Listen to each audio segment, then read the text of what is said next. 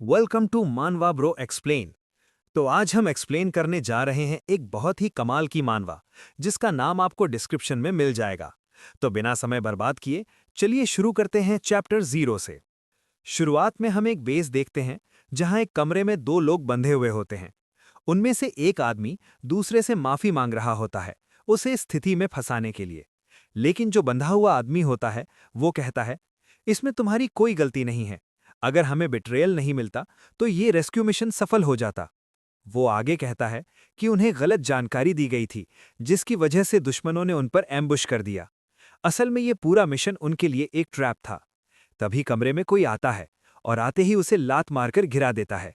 वो आदमी उसे सर्जेंट किम कहकर बुलाता है, लेकिन सामने वाला उसे और मारता है और वहां से चला जाता है।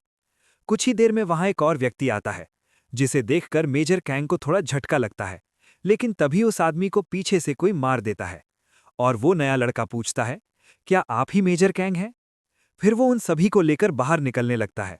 रास्ते में मेजर कैंग उससे कई सवाल पूछते रहते हैं और सोचते हैं कि इस लड़के ने अकेले ही सबको नॉकआउट कर दिया, आखिर ये है कौन? तभी उनके सामने और दुश्मन आ जाते हैं, लेकिन ये लड़का अकेले ही सबको संभाल लेता है। कुछ देर बाद और भी आवाजें आने लगती हैं। मेजर कैंग समझ जाते हैं कि आगे और लोग हैं और उन्हें इस लड़के की मदद करनी चाहिए। लेकिन वो देखते हैं कि ये लड़का अकेले ही सभी पर हमला कर देता है और सबको खत्म कर देता है। ये देखकर मेजर कैंग हैरान हो जाते हैं और कहते हैं, ये तो बहुत ही रेकलेस है किसी भी मिलिट्री सोल्जर के लिए। फिर ये लोग बाहर निकलते हैं और वो लड़का मेजर को रुकने के लिए कहता है। दोनों पीछे देखते हैं, जहां उनके दो साथी धीरे धीरे उनकी तरफ आ रहे होते हैं। तब मेजर सोचते हैं, इन हालातों में मैंने तो इन्हें लगभग इग्नोर कर दिया था, लेकिन इस लड़के ने हर चीज को पहले से कैलकुलेट कर रखा था। वो ये भी सोचते हैं कि ये लड़का इतनी अच्छी कोरियन कैसे बोल रहा है, और आखिर में पूछ ही लेते हैं, क्या तुम कोरियन हो? इसके बाद वो लड़का सबको सुरक्षित बाहर निकाल देता है, जहां मेजर के बाकी प्लेटून मेंबर्स पहले से मौजूद होते हैं, जिन्हें भी इस लड़के ने बचा लिया था। सब लोग उसका धन्यवाद करते हैं और जैसे ही हाथ मिलाने जाते हैं, तभी अचानक एक जोरदार बॉम्ब ब्लास्ट होता है। लड़का तुरंत सबको नीचे झुकने के लिए कहता है, जिससे सब बच तो जाते हैं, लेकिन किसी को ठीक से सुनाई नहीं देता। तभी मेजर कैंग नोटिस करते हैं कि वो लड़का अभी भी फाइट बैक कर रहा है, और यहीं पर हम पहली बार इस लड़के का चेहरा देखते हैं, जो कि एक टीनेजर होता है। फिर सीन चेंज होता है 6 महीने बाद। अब हम एक स्कूल का दृश्य देखते हैं, जहां एक टीचर एक नए स्टूडेंट को इंट्रोड्यूस कर रही होती है, और यहीं पर हमें हमारे एमसी का नाम पता चलता है, यू आई जिन। अब सीन चेंज होता है। हमें एक स्कूल दिखाई देता है, जहां एक लड़की खड़ी होती है और कुछ सोच रही होती है। तभी उसकी क्लास में कुछ लड़कियां आपस में एक नई ट्रांसफर्ड स्टूडेंट के बारे में बात कर रही होती हैं और कहती हैं कि वो बहुत ही क्यूट है। ये सारी बातें वो लड़की सुनती है और मन ही मन सोचती है, शायद ये मेरे भाई के बारे में बात कर रही हैं। तभी हमें एक फ्लैशबैक दिखाया जाता है। वो सोचती हैं, मैंने कभी नहीं सोचा था कि वो 10 साल बाद वापस आएगा। मुझे लगा था कि वो प्लेन क्रैश में मेरे पेरेंट्स के साथ ही मर चुका है। फिर हम अपने मेन कैरेक्टर को देखते हैं, जो अपने दादाजी के सामने खड़ा होता है। दादाजी भावुक होकर कहते हैं, तुम इतने सालों से जिंदा थे, और उसे गले लगा लेते हैं। यहीं पर हमें पता चलता है कि उस लड़की का नाम डेयॉन है। तभी अचानक कोई उस पर चिल्लाता है, जिससे डेयॉन डर जाती है। अब हमें पता चलता है कि वो दो लड़कियां हैं जो उसे बुली कर रही होती हैं और उसका जिम यूनिफॉर्म मांग रही होती हैं। डेयॉन कहती है, अगर मैं तुम्हें अपना जिम यूनिफॉर्म दे दूंगी तो मैं क्या पहनूंगी? और वो मना कर देती है। ये सुनते ही ब्लॉन्ड हेयर वाली लड़की उसके सिर पर मारती है और कहती है, मैं तुमसे अब तक प्यार से बात कर रही थी, लेकिन अब मुझे तुम्हारे साथ बुरा व्यवहार करना पड़ेगा। ये सुनकर डेयॉन डर जाती है। सीन फिर से चेंज होता है। अब हम यूआई जिन को देखते हैं, जो अपनी नई क्लास में इंट्रोड्यूस हो चुका है। टीचर उसे पीछे वाली सीट पर बैठने के लिए कहती है, लेकिन कुछ स्टूडेंट्स को उसका आना पसंद नहीं आता। जैसे ही यूआई जिन अपनी सीट की तरफ जाता है, एक लड़का जानबूझकर उसके रास्ते में टांग अड़ा देता है। लेकिन यूआई जिन ये देख लेता है और उसे घूरने लगता है। तभी उसे मेजर कैंग की बात याद आती है, तुम्हें फाइट्स से दूर रहना है। यूआई जिन मन में सोचता है, मैं जानता हूं मुझे तब तक फाइट नहीं करनी चाहिए जब तक मुझे एनिमी की पूरी इन्फॉर्मेशन ना हो, वरना सीधा हमला मेरे ऊपर ही भारी पड़ सकता है, और ऐसी गलतियां सिर्फ नए रुकीज करते हैं। लेकिन मेरे पास बैटलफील्ड का 10 साल का एक्सपीरियंस है। अब मैं एक प्रो हूं। तभी उसकी यादों में मेजर कैंग उसे रोकते हुए कहते हैं, मेरा ये मतलब नहीं था, अगर तुमने फाइट की तो तुम उन्हें मार दोगे। सीन वापस प्रेजेंट में आता है। टीचर यूआईजिन से पूछती हैं, कोई प्रॉब्लम है? यूआईजिन मना कर देता है और अपनी सीट पर जाकर बैठ जाता है। फिर टीचर एक स्टूडेंट को उसकी हेल्प करने के लिए कहती हैं। वो स्टूडेंट खुद को इंट्रोड्यूस करता है, मेरा नाम यंगचैन पार्क है। वो कहता है, मैंने देखा अभी उस स्टूडेंट ने तुम्हारे साथ क्या किया, लेकिन तुम नर्वस नहीं लग रहे। फिर वो बाकी स्टूडेंट्स के नाम बताता है। उसका नाम जयहिंग ली है और वो हेकजिन झू, और बताता है, हमारी पहली क्लास मैथ्स की है। यूआईजिन उसे थैंक्स कहता है। अब मैथ्स की क्लास शुरू होती है। कुछ स्टूडेंट्स सो रहे होते हैं, कुछ मोबाइल चला रहे होते हैं और कुछ नोट्स बना रहे होते हैं। यूआईजिन खिड़की से बाहर देखता है, जहां कुछ बच्चे खेल रहे होते हैं। वो अपने पुराने दिनों को याद करता है, लेकिन उसे लगता है कि ये जगह उसके लिए बहुत शांत है। यहाँ सब कुछ बहुत अलग है। फिर सीन चेंज होता है। स्कूल की छुट्टी हो चुकी होती है। डेयॉन बाहर आ रही होती है और वो नोटिस करती है कि उसका भाई गेट पर उसका इंतजार कर रहा है। वो पूछती है, क्या तुम मेरे लिए यहाँ रुके हो? यूआईजिन कहता है, अगर तुम्हारा कोई प्लान नहीं है तो क्या हम साथ में घर चलें? फिर दोनों साथ में घर जाने लगते हैं, लेकिन दोनों ही थोड़ा ऑकवर्ड फील कर रहे होते हैं। यूआईजिन कहता है, क्या तुम्हें भी ये ऑकवर्ड नहीं लग रहा? डेयॉन जवाब देती है, नहीं, ऐसा कुछ नहीं है। यूआईजिन कहता है, बुरा मत मानना, मुझे भी ये थोड़ा वियर्ड लग रहा है। जब एक्सीडेंट हुआ था तब मैं सिर्फ 9 साल का था, तो मुझे ग्रैंडपा और तुम्हारे बारे में ठीक से याद नहीं। और तुम्हारे लिए भी ये अजीब होगा, क्योंकि तुम तब सिर्फ 7 साल की थीं। तभी वो लोग नोटिस करते हैं कि डेयॉन की क्लास की वही बुलीज कुछ स्टूडेंट्स के साथ कैफे में बैठी होती हैं। वो डेयॉन को आवाज देती हैं। डेयॉन डर जाती है और सोचती है, अब क्या करूं? वो लड़की पूछती है, क्या तुम अपने बॉयफ्रेंड के साथ घर जा रही हो?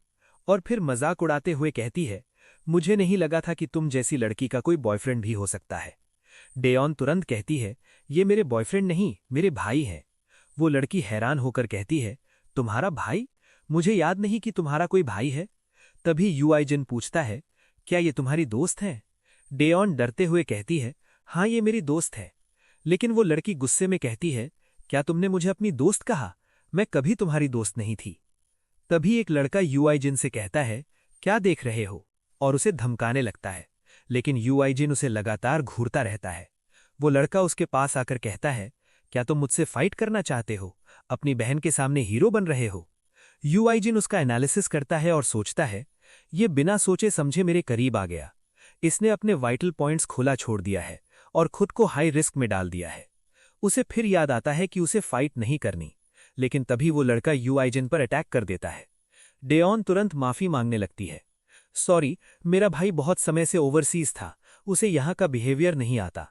लेकिन उस लड़के को कोई फर्क नहीं पड़ता। यूआईजिन नोटिस करता है कि उसकी बहन बहुत डर चुकी है। तभी यूआईजिन उसका हाथ हटाता है और अपना स्कूल यूनिफॉर्म निकालकर डेयॉन के सिर पर डाल देता है और कहता है, इसे कुछ देर ऐसे ही रखना। तभी वो लड़का फिर से अटैक करने आता है, लेकिन इस बार यूआईजिन उसे एक ही वार में दूर फेंक देता है। ये देखकर सभी स्टूडेंट्स डर जाते हैं और यूआईजिन मन ही मन सोचता है, शायद मैंने अपना वादा तोड़ सीन दिया। बदलता है। मेजर कांग और एक आदमी साथ खड़े होते हैं। वे बात कर रहे होते हैं। आज यूजिन का स्कूल में पहला दिन है। कांग कहते हैं, हाँ, मैंने उसे पूरे 6 महीने तक ट्रेन किया था, क्योंकि वो यहाँ 9 साल की उम्र से रह रहा था। शायद वो वहाँ अच्छे से एडजस्ट कर पाए। सीन फिर से यूजिन पर आता है। एक दूसरा स्टूडेंट उससे डर रहा होता है, लेकिन यूजिन उसे भी आसानी से हवा में उड़ा देता है। फिर उसकी नज़र एक लड़की पर पड़ती है। वो उसे घूर कर देखता है और लड़की डर जाती है। तभी डायॉन यूजिन को आवाज देती है। वो दोनों घायल स्टूडेंट्स को देखकर हैरान हो जाती है। ये सब क्या हुआ? और यूजिन, तुमने मेरी आंखें क्यों ढक दी थीं? ये सुनकर यूजिन अपनी बहन के पास आता है, माफी मांगता है और कहता है, चलो स्टोर चलते हैं, तुम्हारे फेवरेट स्नैक्स लेते हैं। लेकिन डायॉन मना कर देती है। वो अपनी यूनिफॉर्म वापस करती है और कहती है, फिर कभी मिलते हैं। इसके बाद वो घर चली जाती है। वहीं वो लड़की जो पहले से डरी हुई थी, सोचती है, क्या ये वही लड़का है जो अभी इतना खतरनाक लग रहा था और अब इतना शांत कैसे है? सीन बदलता है। डायॉन यूजिन से पूछती है, क्या उन स्टूडेंट्स की ये हालत तुमने की थी? यूजिन मान जाता है। डायॉन कहती है, कोरिया में किसी को इस तरह घूरना बहुत रूड माना जाता है और ये तुम्हें मुसीबत में डाल सकता है। यूजिन जवाब देता है, हाँ, मुझे पता है। डायॉन हैरानी से पूछती है, अगर पता था तो फिर ऐसा क्यों किया? यूजिन शांत स्वर में कहता है, मुझे लगा वो लोग कोई समस्या खड़ी करने वाले थे। सीन बदलता है। अब हम यूजिन के घर पर हैं। ग्रैंडपा कहते हैं, ये काम मुझे करने दो, तुम आराम से बैठकर फल खाओ। लेकिन यूजिन कहता है, नहीं, आज मैं सारे बर्तन धो दूंगा, आप आराम करें। ग्रैंडपा बैठ जाते हैं और कहते हैं, डिनर शायद इतना अच्छा नहीं बना, लेकिन मैंने पूरी कोशिश की। यूजिन मुस्कुराते हुए कहता है, ऐसा मत कहिए, खाना बहुत अच्छा था, मैंने हर डिश एंजॉय की। डायोन भी कहती है, ग्रैंडपा बहुत खुश थे कि तुम्हें खाना पसंद है, इसलिए उन्होंने तुम्हारे आने से पहले कुकिंग क्लास भी ज्वाइन की थी। ग्रैंडपा डायोन से भी पूछते हैं, डिनर कैसा था? वो भी मुस्कुराकर कहती है, बहुत अच्छा था। फिर ग्रैंडपा पूछते हैं, आज तुम्हारा पहला दिन था, कुछ इंटरेस्टिंग हुआ? यूजिन सामान्य तरीके से जवाब देता है, सब ठीक था। सीन बदलता है। यूजिन अपने बिस्तर पर लेटा होता है और ग्रैंडपा के बारे में सोचते हुए कहता है, शायद यही फैमिली होती है। अचानक सीन बदलता है। कुछ लोग घबराए हुए दिखाई देते हैं। एक छोटा बच्चा डरा हुआ होता है और एक प्लेन क्रैश का सीन दिखता है। तभी यूजिन की नींद खुल जाती है। उसे समझ आता है ये सिर्फ एक सपना था। वो कमरे से बाहर आता है जहां उसकी छोटी बहन खड़ी होती है। वो कहती है, मैं अभी आपको उठाने ही वाली थी। यूजिन पूछता है, ग्रैंडपा कहाँ है? डायोन जवाब देती है, वो काम पर गए हैं, उन्होंने तुम्हारे आने की वजह से छुट्टी ली थी और आज उनका फिर से पहला दिन है। फिर वो कहती है, मुझे आज जल्दी स्कूल जाना है, ब्रेकफास्ट टेबल पर रखा है। और वो चली जाती है। सीन बदलता है। स्कूल। दो बुली लड़कियां आपस में बात कर रही होती हैं। उनमें से एक कहती है, वो ट्रांसफर स्टूडेंट डायोन का भाई है। कल की बात याद करके वो डर जाती है और सोचती है, शायद सब ठीक होगा। तभी हम देखते हैं डायोन को फिर से बुली किया जा रहा है। ब्लॉन्ड हेयर वाली लड़की कहती है, कुछ देर हमारे साथ चलो। डायोन पूछती है, कहाँ? वो गुस्से में कहती है, क्या तुम्हें लगता है कि तुम्हारा भाई होने से कुछ बदल जाएगा? चुपचाप चलो, वरना यही मारना शुरू कर दूंगी। सीन बदलता है। डायोन को मारा जा रहा होता है। वो लड़कियां कहती हैं, हमने कहा था ना, अपना सिर नीचे रखो।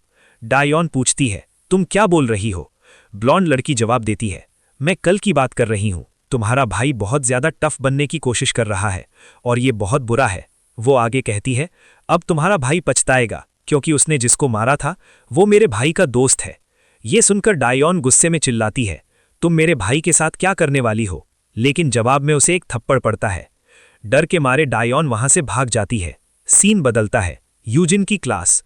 कुछ बुलीज उसके सामने खड़े होते हैं। उनमें से एक रेड हेयर लड़का कहता है, लगता है तुम्हारी बहन तुम्हारी बहुत चिंता करती है, इसलिए वो यहां आ गई। वो आगे कहता है, मैंने सोचा नहीं था कि मेरी बहन उसे इतनी जल्दी जाने देगी। तभी वहां ब्लॉन्ड हेयर लड़की आती है, जो उस रेड हेयर लड़के की बहन है। वो कहती है, चुप रहो, वो बस वहां से भाग गई थी।